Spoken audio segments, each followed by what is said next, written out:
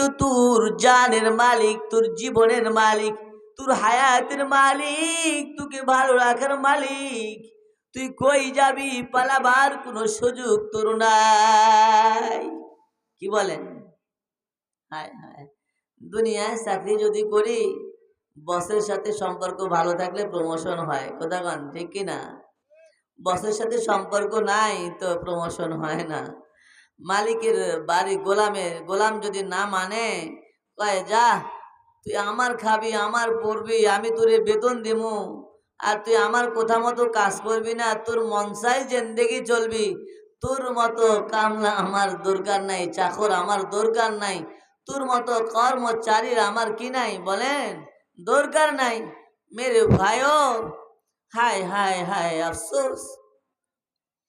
আমার মালিক যদি রাগ করে ডাক দিয়ে বলতো, বান্দারে তুরে বানাইছি তো আমার কুদরতি পায়ে সেজদা লাগানোর জন্য, তুরে বানাইছি আমি মালিকের ডাকার জন্য, জবানটা দিয়েছি তুরে কোরআন পড়ার জন্য, জবানটা দিয়েছি তুরে সত্য কথা বলার জন্য, জবানটা দিয়েছি তুই সৎ কাজে ব্যবহার করার জন্য।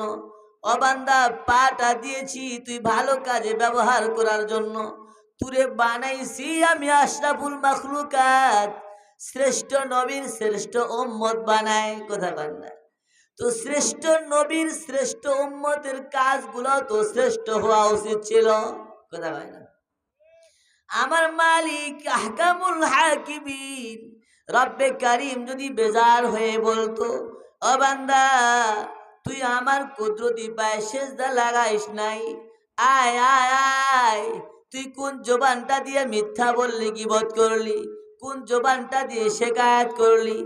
দুনিয়ার মালিকের মতো যদি সাথে সাথে সঙ্গে সঙ্গে যদি রিমান্ডে নিয়ে লইতো, কথা বল না?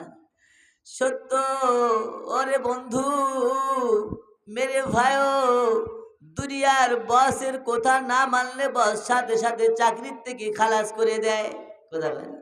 খানা বন্ধ করে দেয়।